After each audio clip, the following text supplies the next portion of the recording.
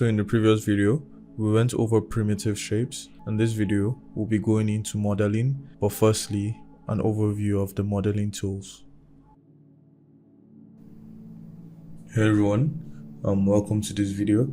So we'll be going into modeling the coffee mug. Before we do that, let's go over the tools we'll be using. Now, since we'll be using a different primitive shape aside from the cube for our base building block, let's just delete this cube. I'm going to select this cube, hit delete, then go to add and cylinder. So in this video we'll mostly be using the cylinder for our base shape. So let's just start with this guy so that we can get a bit familiar with what we'll be doing. So I'm going to go over a couple of settings or a couple of things you can do in the edit mode that will help you refine your model.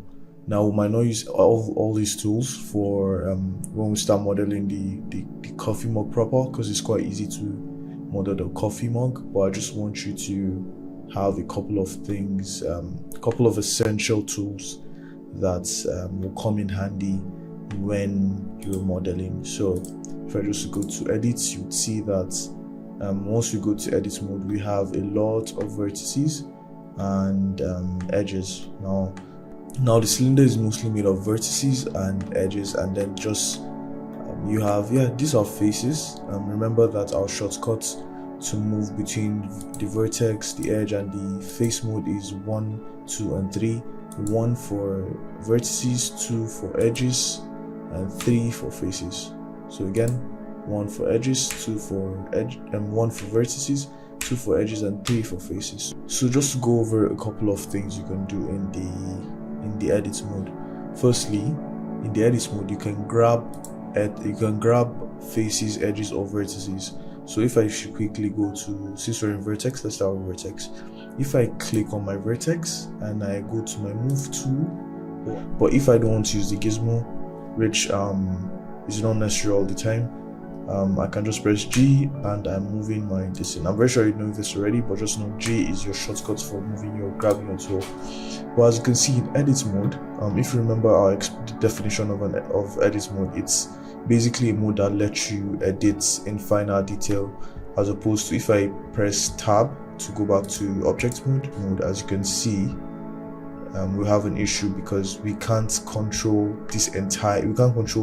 the finer details of this cylinder. We can only control the entire cylinder. So object mode is mostly for editing the entire object, as opposed to edit mode that you can edit finer details. Just recapping for that. So as you can see, we can move these vertices. I'm pressing G and I'm moving the vertex. If I switch to edge mode, if you hit number two on your keyboard, as you can see, if I press G to grab, you can see that we're moving this to whatever direction we want. So just keep that in mind, that you can edit your cube or cylinder to whatever form or shape you want it to be. This also applies to the rotation. If I come to R, or I press R on my keyboard, you can see that we are rotating this cylinder. Now if you want to rotate it to a specific direction using shortcuts, you can press R, Y, and you see that we're rotating on the y-axis, just the same way if we want to rotate it on this axis as well. But yeah, same thing applies. S, I can scale this down, and you can see we're making I don't know what you want to call this, a skirt. So yeah, that's just the basic of if you want to apply transformation tools onto your modeling, which we're going to use a lot. Actually, we're going to use a lot of move, rotation, and scaling. So just keep that in mind, that you can apply the transformation tools onto your model in the edit mode. So go over the major things we'll be using. Remember, I mentioned in the last video that we're going to go over this. So this is an extended and expanded version of what you have as your modeling tools. Now, just to go over one major one, I'm going to start with the extrusion. Now, extrusion basically adds geometry by extending the face or edge. It's perfect for creating, for instance, our mug. If I should quickly go to the extrusion here, the shortcut for extrusion is actually E, but just to familiarize you with what the tools look like here. So this is our extrusion, and if I drag this cursor, you can see that we're making an extension of what we have here. So you might think, okay, well, are we not just grabbing this and increasing? No, as you can see, if we come to the move tool and we try extending this, we do not have a cut here, and what that essentially means is if I do that again, you'd see that we have a cut. Now, what can we do with this cut? If you remember, if I am scaling, if I quickly come back to this, if I scale this, object, you can see that the entire body of the model is scaling as well. Rather, it's being affected by the scale of this. So you kind of have this skewed cube, rather cylinder, where the top is slimmer than the bottom.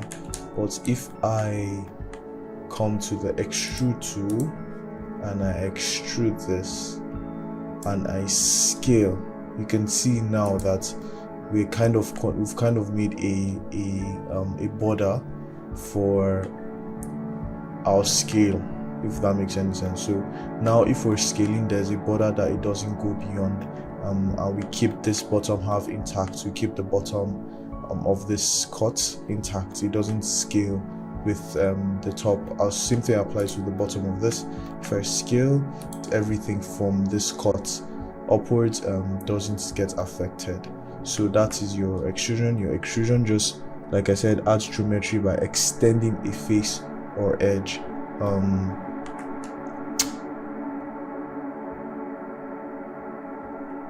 So yeah, that's it. We're going to use that a lot.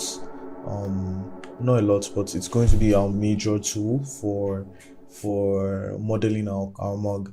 So if I should go through if I should go through a different tool, let me ask a question. What if I want to, so you can see that if we extrude this, we're adding an extra face to this model. Now, what if I want to do that without having to add an extra face to this? Now, the simple answer would be your loop cut tool, or for shortcut, Ctrl R.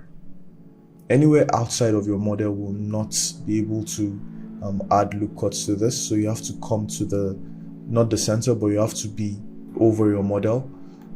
So this yellow line is just telling you where it's going to have its cut from. For instance, if I come to extrude region and I come to my face, maybe if I select my face and I extrude this a little bit, and I come to the loop cut tool or Ctrl R, you can see that since we have a border here, since we have an edge here, it does no longer see the entire model as one. It sees it as two different, I'll say, sections. So once you hit your loop cut, you see this yellow line. Now, if you want to adjust, because automatically this just snaps to the center of your model or whatever section you're adding a loop cut to. But if you want to adjust this, you can just hold left click and then you can move this up and down to whatever direction you want. For instance, we want to make it exactly like what we had. I just come here and then I let go, and boom, we have a cut here. Let's go over insert face. Now the shortcut for insert face is, if I should quickly switch this to face select mode. The shortcut for insert face is I. So just what's the insert face? The insert face creates a smaller face on your selected face. It's helpful for adding details and thickness. So what does that mean? If I should come here and I have my tool already selected, and I come within this circle and I left click and I drag, you can see that we're making a smaller face inside this bigger face. Now, what does this make? What does this give us? the avenue to do. We'll go into that a little bit later, but let me just show you what the tools can do. They're really fun. You can see that we've created a different face. Now what can we do with this different face? Now we can simply come to our gizmo, our grab tool, drag my object upwards. You can see that we're making you could call this a cup. We're making a cup, and it's a very interesting thing. If I go ahead and delete this face, so if you want to delete parts of your model, you can just hit delete, and then a menu will come up, and then it's going to ask you, do you want to delete the vertices, the edge, or the face? And we're going to go more in depth into all of this, but we're just going to do face now. As you can see, we have something like a cup or a mug, whatever way you want to see. But yeah, that is how powerful this tool is. I can go ahead and press in again, and then I can maybe move it down, and I can then delete the face, and then you see we have something like a jar. This is how you build blocks upon blocks upon blocks. Like, this is how you make your mug, this is how you make anything in Blender, through the meticulous process of inserting faces, adding loop cuts, and all of that.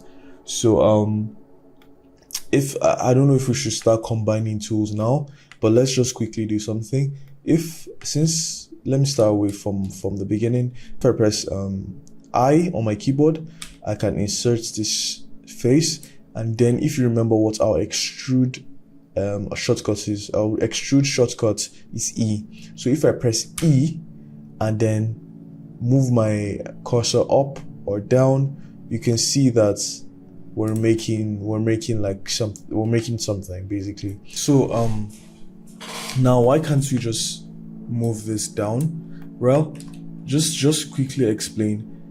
By extruding a face rather than just moving it inward, you maintain the object structure and avoid unwanted deformation. So this is the unwanted deformation we're talking about, right?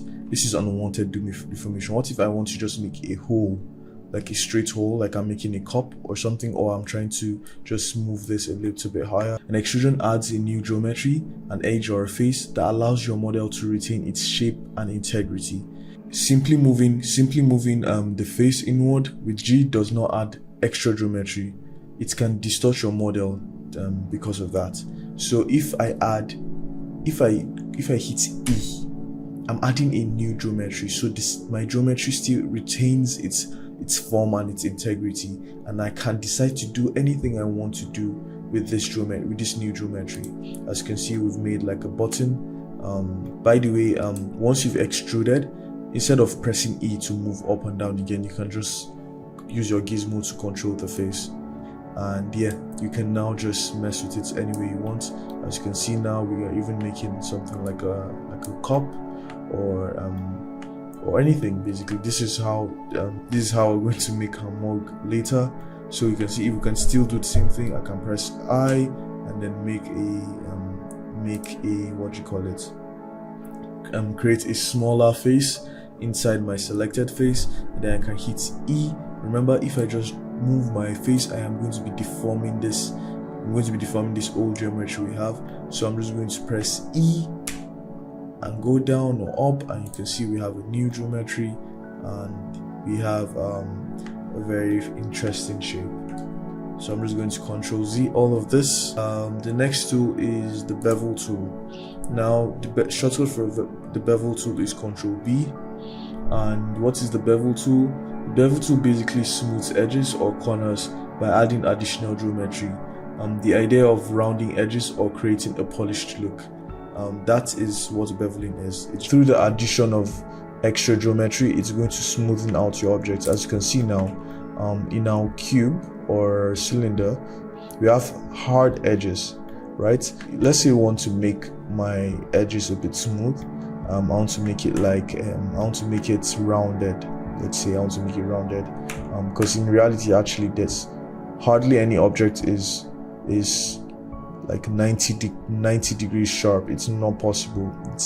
It's even a tip to give to make your object a little bit more realistic, but that's besides the point. So if I want to make my object smooth, I'll just go to the Bevel tool, come to this gizmo and left click and drag, and as you can see, from a hard edge we have something that is a little bit rounded. Now you can go ahead and make this more round, but if I should just go into the nitty-gritty of this, you can see what's happening is we're making new geometry. You can see we're making new geometry, not that we're using the existing geometry. So basically that's what the bevel tool does. It adds more geometry to your geometry, if that makes sense, to smoothen out the edges, to make it look more beautiful, right? You can add more, so your segments are just basically the amount of geometry added. So now the more your geometry, the smoother your object is. So you can see what one is giving us. One is giving us, well, just it's smooth, but it's better than before, but it's not the most smooth geometry out there. You can make it even more. So if I do Ctrl Z and I come to, for instance, 10 segments, and I come here again, you see something quite interesting. We have more geometry, but our object is more smooth. It's more realistic, right? So you can see that more geometry means smoother edges. If I come to 50 and I do the same, you would see that we're having way more smoother edges. Now you can use the shortcuts. I'm just going to put 10. You can use the shortcuts Ctrl B to add bevels to your object, and you can see we've added a bevel to our object. I am not entirely sure if it's retains, because what happens is you can have, whenever you do a function or whenever you do any operation, a bar will most likely come up here. What you can do is you can click that bar and you can come and edit how much things you want on it, like how much segment or geometry you want on it. For instance, for this bevel, Blender has added 40 or rather 50 segments. I can edit that to 10 and you can see it's back to 10. So you just have that's your bevel tool here, and your shortcuts are kind of the same, not the same, they are kind of different operations. You need to edit them accordingly. Just know that if you're using any tool on your sidebar here, that if you come to select and then you want to use the gizmo, just know that you edit your settings of whatever gizmo you're using all the way here. So if edges, vertices, you can add segments, you can offset it, depth and all of that. We're not going to get into all of that right now, but just giving you a basic idea of what we're doing. So that's for that. The next tool we'll be looking at is called the knife tool. So the knife tool is if you've worked with Premiere Pro or After Effects, it's basically like a pen tool. It's the knife tool helps you cut your mesh along a custom line or angle. It's useful for creating custom shapes or refining details. Now let me just quickly explain this. You can see our loop cut. So our loop cut is extremely rigid. There's only so much you can do with this. Only up, down. I guess you can rotate it as well. If you press Ctrl R and you're moving your tool to adjust where you want it, you can press R to rotate it towards a direction. You can press scale to scale it in and out.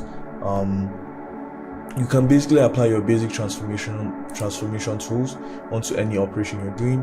But for the knife tool, for instance, I can make custom cuts. So if I should come here, hit here, and come here, for instance, make a straight line, I can decide to go up. Now I can decide to go down, and then decide to come all the way here, and then here, and then you can see that we've made our own cut. If I should do that again because it didn't work, come here and maybe here and press enter, you can see that we've made our own cut as opposed to just a circular angle or a circular form with our loop cut. So that's what it's used for. I don't really use the knife tool so much, but it's, like I mentioned, it's used to edit finer details. And remember what I said, in Blender you're only going to use about 80% of the 20 or 30% of the tools 80% of the time, right? So the remaining 20%, that's when the knife comes in. So we're not really going to use the knife that much. And let me just Control Z all of this. So yeah, that's honestly the basics of most of these tools. We've gone through the extrusion, we've gone through the insert face, we've gone through the bevel, we've gone through the loop cut, we've gone through the knife, these tools here are tools that we will not use anytime soon, but yeah, they're not so important. The poly tool is an operation for interactivity to build and delete or move geometry. We're not going to use that that much. Extrude to a vertices circle around a cursor. Smooth tool basically is as you heard, it's to smooth out our geometry. Edge slide basically is sliding our edge. Shrink, flatten, you have the same thing where you can flatten your object or shrink it. Shear, you can select your object along a certain axis. This is basically just rotation of your object, and yeah, rotation of your objects in like individual faces. So yeah, that's everything for this class. Our advice, you add a cube, try beveling it, try extruding it, try inserting faces, and try adding loop cuts in it, just to familiarize yourself with the modeling tools. In the next video, I'll be taking you over key modifiers.